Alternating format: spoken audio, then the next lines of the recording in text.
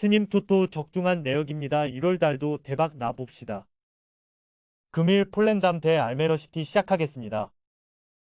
폴랜담은 휴식기 이전 마지막 경기에서 헤렌벤을 잡고 연패를 벗어났다. 선발 투톱으로 나선 울드 치크와 지프위크가 골을 터뜨리며 팀을 최하위에서 탈출시켰다. 그러나 시즌 전 예상처럼 하위권을 빠져나오지 못하고 있는데 후반기에도 전망이 밝지 않다. 플린트와 미라니 등이 나서는 수비 라인이 불안하고 무스의 중원 존재감이 미비하다. 알메러시티는 폴랜담보다 좋은 전반기를 보냈다. 승점이 많다고 보긴 어렵지만 그래도 강등권과는 거리를 뒀다. 비텟의 상대로 대승을 거두며 휴식기를 들어간 점도 인상적이었는데 캐슬라인과 페냐, 키탈라 등 공격수들이 모두 골맛을 봤다. 휴식기 이후 첫 경기에서는 무리하지 않고 안정적인 운영을 할 것으로 보인다. 접전을 본다. 폴랜담은 콕스와 브루 등 오버래핑에 능하고 크로스를 잘 올려주는 측면 자원이 있다. 그러나 중원 지원이 안정적이지 못하기에 홈에서도 원하는 경기를 하기 어렵다. 두 팀이 90분 내내 답답한 흐름을 이어가며 승부를 내지 못할 것이다. 금일 일본 대 베트남 시작하겠습니다. 일본은 한국과 이란 등을 제치고 도박사들이 선정한 우승후보 1순위다. 지난 대회에서는 카타르에 패하며 준우승에 그쳤지만 막강한 전력을 구축하고 나선다. 미토마가 부상으로 대회에 나설 수 있을지 의문이지만 미나미노와 이토 주냐, 쿠보를 비롯해 공격진이 있고 이타쿠라와 타니구치 등 수비진도 탄탄하다. 일본 축구를 대표하는 간결한 패싱게임도 있기에 조별 예선 전승을 노린다. 베트남은 이번 대회에서 조별 예선 통과를 목표로 하고 있다. 그러나 최강 일본과 더불어 월드컵 예선에서 패배를 안겼던 이라크와 동남아시아 라이벌인 인도네시아 등 쉽지 않은 팀들이 있는 조에 속했기에 전망이 밝은 건 아니다. 일본 상대로는 템백을 가동하며 역습으로 승부를 봐야 한다. 일본의 승리를 본다. 응우엔 탐빈과 팜투언 하이 등 수비진의 중심을 잡아줄 선수들이 있다. 그러나 모리타와 쿠보가 공격 작업을 전개할 것이고 이토 주냐가 측면을 휘저어 일본을 막아낼 수는 없다. 전후반 11명을 모두 교체하는 여유를 보이고도 요르단을 대파했던 일본이 첫 경기를 무난하게 가져갈 것이다. 금일 라치오 대 US 레체 시작하겠습니다. 라치오는 인테르전 패배 이후 연승을 이어가며 순위를 끌어올렸다. 또 주중 로마 더비에서 승리하며 코파 이탈리아 준결승에 진출하기도 했다. 최근 4연승 중으로 매우 흐름이 좋다. 이태리 국대 스트라이커인 치로 임모빌레가 부상으로 결장 중임에도 성적을 내고 있는데 자카그니와 이삭센 등 2선 공격수들이 좋은 컨디션을 유지 중이고 로벨라와 귀행두지 등 중원 지원도 활발하다. 레체는 최근 리그 3경기 연속 승리가 없다. 아탈란타와 인테르 등 강팀을 상대한 점도 있지만 칼리아리 상대로도 홈에서 앞서는 경기를 하지 못했다. 차출과 부상 등으로 인한 전력 누수가 없지만 스트레페자와 우딘 등이 최전방에 나선 크리스토비치를 지원하지 못했다. 라치오의 승리를 본다. 주중에 로마와 혈투를 펼치긴 했지만 홈 연전 일정이기에 이동으로 인한 부담이 없다. 또 임모빌레의 공백을 메우는 카스테야노스가 최전방에서 상대 수비수와 경합을 잘해주기에 이선으로 찬스가 잘 난다. 안정적인 수비를 바탕으로 철퇴 축구에 임할 홈팀이 연승을 이어갈 것이다. 금일 퀸즈파크 대 와포드 시작하겠습니다. 퀸즈파크는 최악의 현재를 보내고 있다. 무승이 길어지며 중위권 순위를 지키지 못했고 강등권까지 추락했다. 네이션스컵과 아시안컵으로 인한 차출도 없고 별다른 핵심 전력의 부상자도 없는 상황인데 전혀 경기력을 끌어올리지 못하고 있다. 수준급 스트라이커인 린든 다이크스가 있고 폴 스미스도 해결해줄 수 있지만 중원이 너무 부진하다. 와포드는 최근 3경기에서 승점 2점 추가에 그치며 10위로 내려앉았다. 그러나 언제든 반등하며 순위를 끌어올릴 저력이 충분한 팀이다.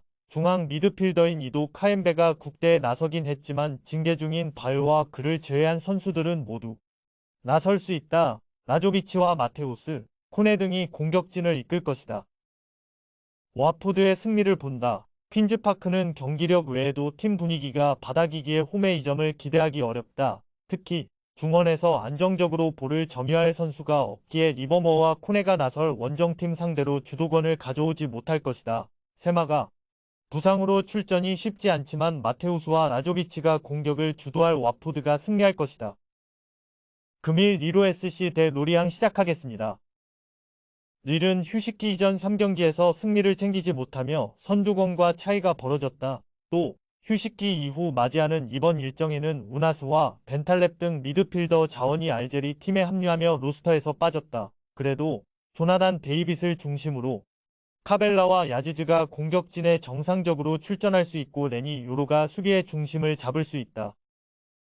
로리앙은 휴식기 이전 3연패를 당했다. 지난 시즌 초반 리그 선두 경쟁을 한 팀이고 좋은 성적으로 시즌을 마감했는데 이번 시즌은 강등을 걱정해야 하는 상황이다. 아이작 투레와 맨디 등 좋은 수비수들을 보유했지만 상대의 공간 침투를 저지하지 못했고 아베르젤르도 수비를 보호하지 못했다. 이 경기부터는 반발을 비롯해 네이션스컵 참가를 위해 빠지는 선수도 있다.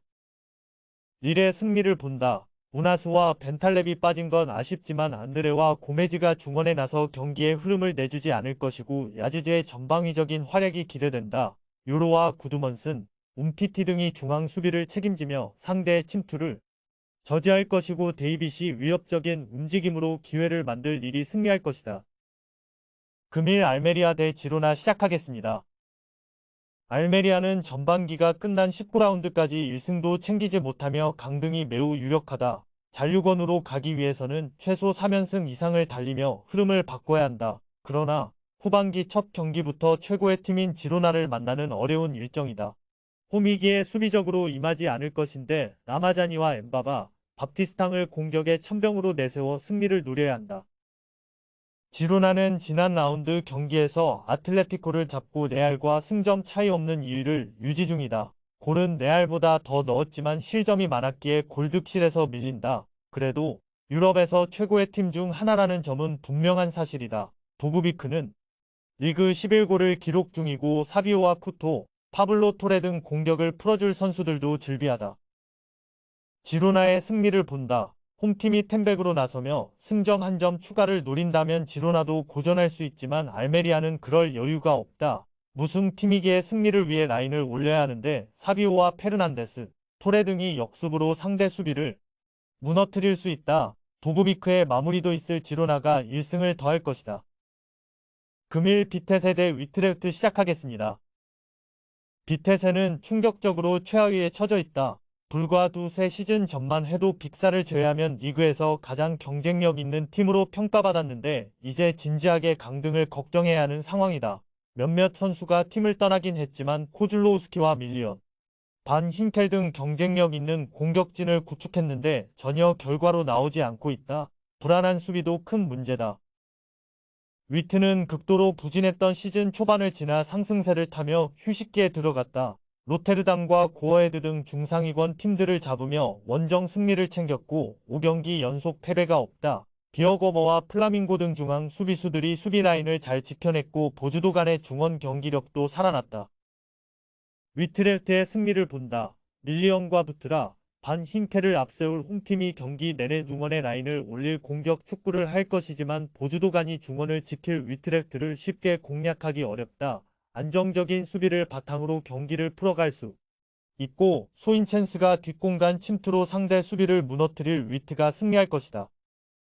금일 조합픽은 모두 무료로 보내드렸습니다. 못 받으신 분들 및 궁금하신 분들은 영상 아래 고정 댓글로 편하게 말 걸어주세요.